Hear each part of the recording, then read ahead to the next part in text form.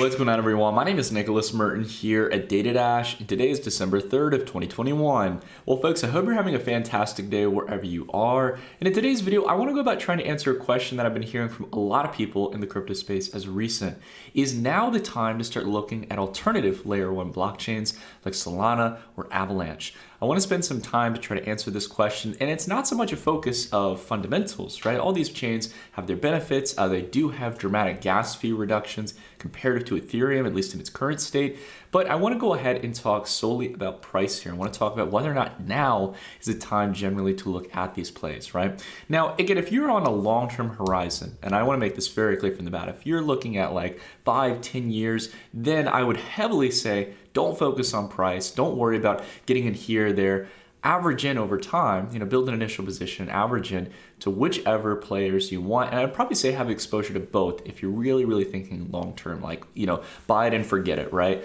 But today we're going to be talking more about the short-term mentality of the positions. So I want to go ahead and do a very interesting comparison, right? A lot of people will look at plays in the crypto market, their favorite altcoin, right? And they're going to generally compare it to, dollars in this case. Going to see the price is going up in dollar terms. Some smarter investors in this case as well, not to be insulting by any means and stuff, I do dollar charts as well. Those who want to take it a step further will usually do it against Bitcoin, all right? And that can be helpful as well too. But if you're really looking to see if your play is outpacing others in the market, you want to take a look against Ethereum. Right? Ethereum is the second largest cryptocurrency in this space, and it has been outpacing Bitcoin around 380 to 400% in this cycle alone since 2019. So we want to be able to find plays that are outpacing Ethereum here, because Ethereum is a really solid bet. It's a really good medium risk, medium reward play. Now, I want to go ahead and just take a look at the long-term chart. For full transparency's sake, Avalanche, for example, has done phenomenally well against Ethereum, right? So again, we already know Ethereum has been outpacing Bitcoin, which has already alone been doing great. But if you take a look back here since August, it's up around 422% against Ethereum. Great rally, even after the pullback here. But I do want to spend some time here to talk to the short term, right? We're taking a look at the weekly chart here. And I want to ask whether or not this is really a good time to look at Avalanche, right? Because we're hitting up towards a continuous resistance range from back here in September, here in February, and now here it seems in November of 2021. And I gotta be honest with you, when I look at this chart, I definitely like seeing an asset here that performs well against Ethereum. But each time it's come up to this range here historically, it's been dragged down in this case, right? At the start of 2021, right, where Avalanche started to fade, but also Ethereum was really kicking off, the DeFi ecosystem was really taking off. I think that, again, we might see some kind of repetition or at least a revisit down to the previous support range here, which means that it's probably going to go down a little over 35-40% against Ethereum here, right? A pretty decent decline down here towards this range, around 37% downward. So again, I think right now the top is very clearly in for the short term, and maybe once we get down to those declined ranges, once we have a 30% pullback or more, that's when it might make sense to build an initial position and start averaging into the market, right? And maybe considering buying some Avalanche in order to outpace Ethereum, right? So we want to wait for favorable price levels here, right? Especially if we're just trading within this cycle and we're not so much fundamentally investing in Avalanche, Solana, or Ethereum. Next up here is Solana. Now, we're again doing what we talked about earlier, just so you guys know how you can do this, because sometimes there's not trading pairs for it, or there's not the full range of price history. What I always recommend using is Binance's price feeds, and what you do is you type in the exchange like Binance, you have a colon here, and then you have SOL, which is Solana to Bitcoin. You divide it by ETH to Bitcoin, right? With the Binance title there as well. What's so nice about that is it allows us to really see the ratio with the longest price history here to see how one another has been performing. Now, in the sense of Solana to ETH, it's actually holding up a lot better than Avalanche since it set in its relative or new all-time highs against Ethereum back here in September. But I do want to point your attention to the fact that this, to me, very clearly, if we're looking at the actual candles here, which is what we generally want to utilize when we're building out our technical patterns, like the actual core part of the candle, take a look at this. We're starting to build in what may very well be an ascending wedge here. Right? And this is after, again, you can still buy Solana here. And I'm not saying that Solana is not going to continue climbing in dollar terms. It may continue to climb against Bitcoin. And heck, I could be wrong here, and it could continue holding up against Ethereum, neutral or slightly higher. But to be completely frank with you guys, as a trader, right, Solana's had many rallies in the past, right? It's had one back here, 336% rally in price, right? Generally speaking, really nice rally in price. Then back here, if you want to take it from the lows, just generally, we're gonna go ahead and highlight it here. In this case, 1,000% move, right? Massive multiples in price, right? And we take a look here as well, right? From the recent rally here into September, very similar to history, a little over 350 to 400%, right? Not a bad rally. But to be completely frank, we've been stagnant since September generally. The trend is starting to fade here. We don't have that same momentum, and it's seeing if it can hold out against Ethereum. And if you break below this range here, I think it's very favorable here that Ethereum is going to start to outpace Solana as well as other major layer 1 plays. A big reason for this is because not only Ethereum is starting to get a lot more optimism, and that's no pun intended, with plays in the layer 2 space like Optimism, ZK Sync, that are using optimistic rollups, zero knowledge or ZK rollups, a lot of interesting technologies to be able to scale Ethereum long term. And it's not there yet for sure, but I think that that is going to start to shape the tone here for the overall space when it comes to these alternative layer 1s. But the biggest problem, not even that, it's not really Ethereum that's the problem for these layer 1s. The problem is now that there is enough liquid supply in the market at a very high market cap, which, to be completely candid, guys, everyone's entitled to their opinion. The fundamentals do not back up these valuations, right? Now, we know that valuations could go out the wazoo in crypto.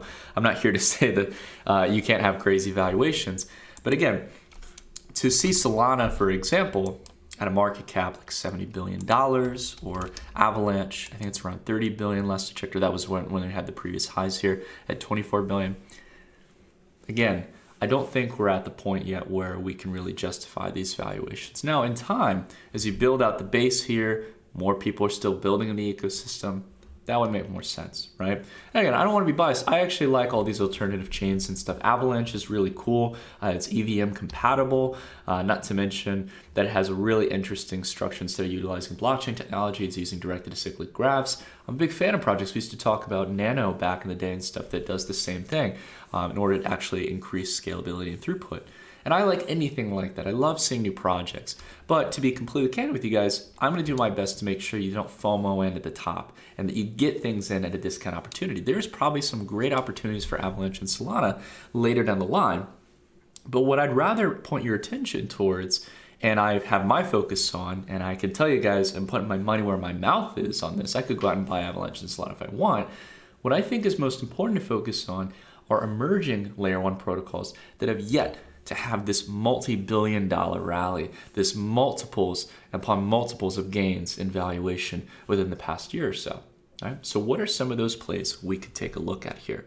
Well, one of them that I want to point your attention to that we've chatted about is Radix, right? So Radix is one that had really on its dollar chart, and I'll pull that up in a minute, been in a year-long accumulation channel. We always say, what we wrote about it in the newsletter, we also talk about it here on the channel, the longer the base, the bigger the breakout. It's a quote from Kathy Wood that really became well known within the space, as she had invested heavily in, basically ARK Investment, her fund, had invested heavily in Tesla stock. And once it escaped that accumulation pattern, once it started to escape that sideways channel, price just went into absolute mania, right? And we know how well Tesla's done as a company. It's gone from a couple $10 billion valuation company towards $1 trillion plus valuation, right?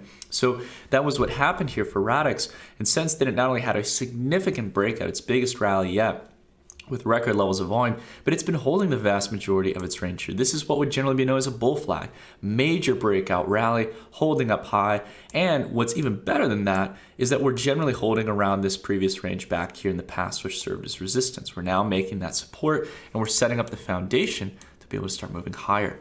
Outside of this as well, we've also got Atom, right? Another position as well that we hold. This is basically the Cosmos network, right? We've talked about Cosmos many times here on the channel. And the really cool thing about Cosmos, I apologize, but the chart just pulled off here. Let me see if we can get it real quick. There we go. Alrighty. So you can see here, that it's had a nice pullback against ETH. We're not buying in at all-time highs against ETH. What we're buying is on the general lower end of the channel here. We see that in the past, over the past year, right? This range, generally speaking, has been a range where you could buy into Atom. Doesn't matter if it happens today, tomorrow, a week, or a month or two out. You're generally buying in a favorable range against Ethereum, historically speaking. So the trade is in our favor here, right? We're buying at a range that historically has been good.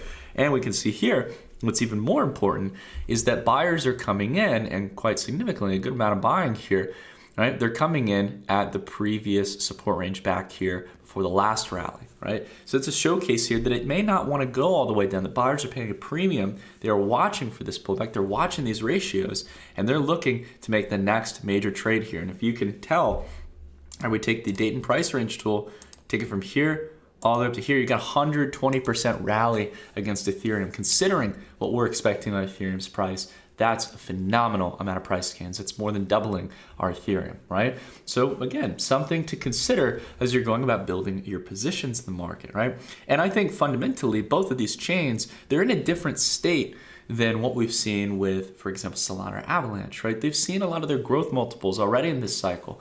You're going to have much more of a likely chance to see something like Cosmos, which is sitting, if I remember correctly, around a $6-7 billion market cap, or Radix, which is around a $4-5 billion market cap. You have a much more likely chance to see them 10x in this cycle than you are going to see with Avalanche or Solana. And the same goes for Ethereum, right? So the thesis here is this: if you're investing in competitive layer 1 protocols, or you're looking elsewhere to outpace Ethereum, make sure you get the plays that have those markets of scale left in their growth or valuation. That's the key point here, the big takeaway I want you guys to get from this video. Now, I also do want to spend some time as well, as we're talking about alternative layer 1s, to spend some time talking about our sponsor for today's video. It's one we've had many times in the channel, and it's an actual blockchain project that I really actually like. It's a project known as Nervos. Now, many of you will recall we've talked about Nervos before, because Nervos has been making a really big move into the DeFi space as a whole. It's an established protocol in the crypto space, but they've also got as well Godwoken, which is their new layer 2 solution. Now, as many of you know, the central overall value proposition of Nervos is that it has a core central chain, in this case known as the central knowledge base, or the CKB.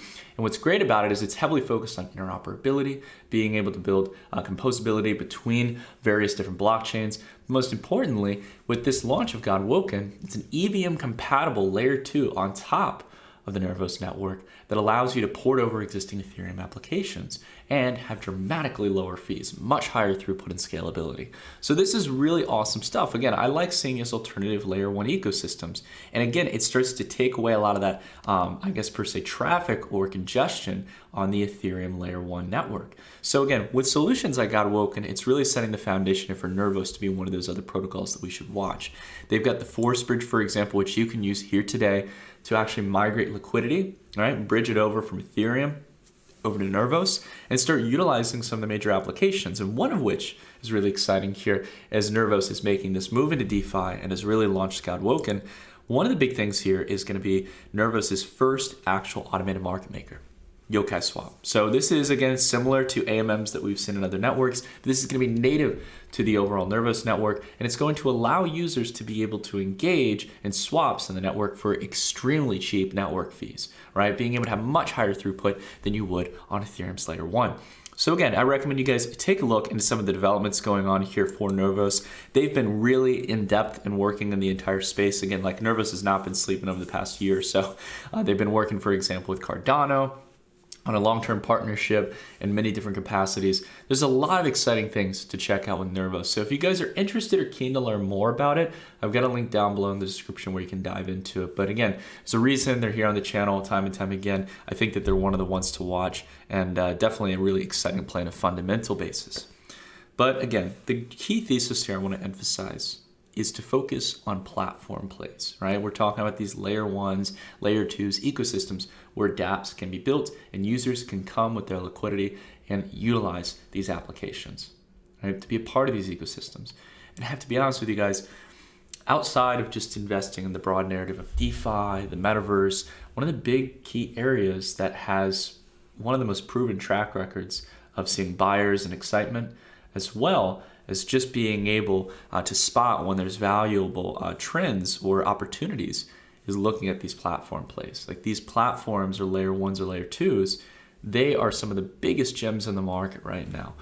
And the biggest thing you have to think about here is which ones have overall the favorable market cap that we can utilize in order to see much higher returns than the already established plays. Some of these are too small, right? I would say you don't want to go too far down the list and stuff because sometimes you'll get plays that are just illiquid, they're not really developed, they're really sporadic, right? You want to find ones with good technical trends, ones that have the fundamental long-term value proposition, but most importantly are in their early stages, that they've showed some sense of conviction so far, but conviction towards a much larger goal than what's already built out here today.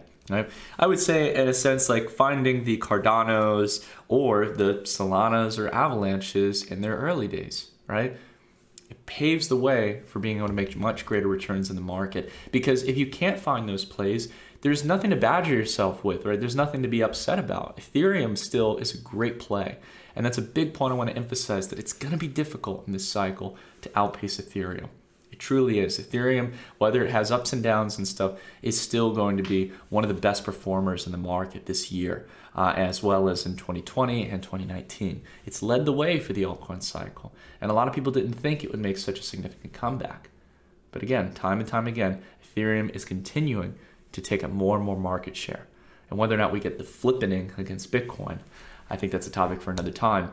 Ethereum is going to be a difficult play to beat out. So anyways, guys, that's it for today's video. I've rambled on long enough. The last thing I wanted to share you all real quick is that we've got the Digifox waitlist challenge for Get Paid in Crypto. If you haven't signed up yet, it's totally free. All you got to do is download the app, join the waitlist, and from there, follow the simple instructions and you could be able to enter in for a chance to win $100 of Bitcoin, $100 of Ethereum, or a subscription, a free one, an annual subscription to the Dash Report. Now, if you guys are interested in just getting the Dash Report, you can check the link down below in the description. But again, I want to see if you guys can enter for that chance to win the free Dash Report annual subscription. So feel free to join the waitlist. Doesn't cost anything. Takes a couple minutes. That being said, everyone, if you like the video, drop a like, consider subscribing, and hitting the bell icon. And until the next one, I'll see you all in the next video. Take care, everyone.